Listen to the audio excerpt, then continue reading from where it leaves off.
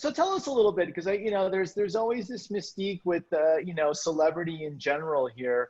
What kind of tips do you have? And I think this is transferable, not only in real estate, but if you're in any kind of sales. What do you have to get a string of Bentleys to take them around in every showing, or what do you have to do?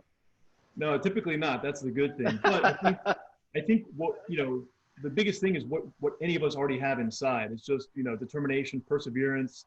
For instance, I had a high profile closing today, and obviously I was here. I didn't go down because of COVID and what's happening right now during these times. So that was a little bit of a problem because I really wanted to be there for the hand holding. I've had to deal with the sports agent, the marketing agent, the financial advisors, the mom, the dad. There's a whole string of people involved in Right. these kind of transactions, especially with a first-time home buyer, high profile young athlete. And, and then there was, the father was upset that the light bulbs weren't, a couple light bulbs had burned out. And I said, well, that's a first, so there's just, okay, so how do you deal with it? Am I gonna allow that transfer of energy to come to me, or am I gonna try to figure out how to solve it and bring a solution? So, I had to kind of figure that out on the fly and say, okay, I acknowledge the concern here. It's a light bulb. Okay, granted. And here's how we're going to fix it. And it's, a very small issue, but for these athletes and celebrities that are used to being coddled, especially, since like middle school Right. and their families too, a light bulb being burnt out is a huge deal apparently. So, it's a little different, as and Right.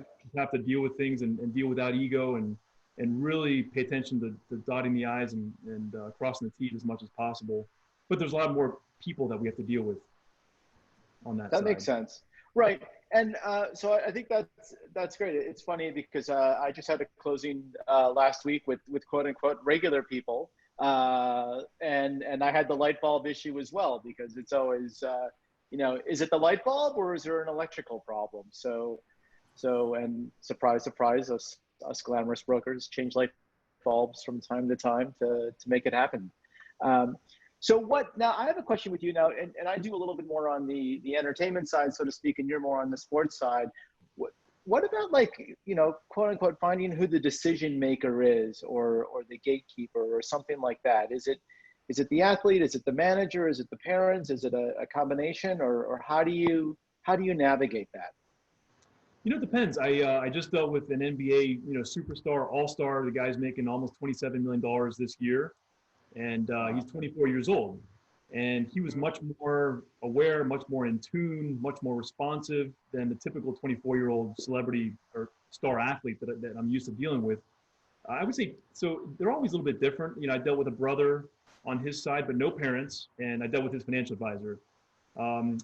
Typically, as they get older, I deal less and less with people around them.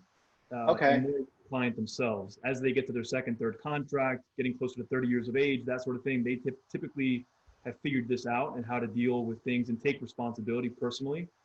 But yeah, definitely the younger ones, for the most part, many times there's a lot of handlers around them. Now, when you Mm-hmm. look at football, it's a little bit less because, there's just so many more football players and less people around them in some cases. But when you're talking about a star athlete or high draft pick, you're usually dealing with parents or some sort of family member, as well as like a marketing agent or a sports agent, financial advisor.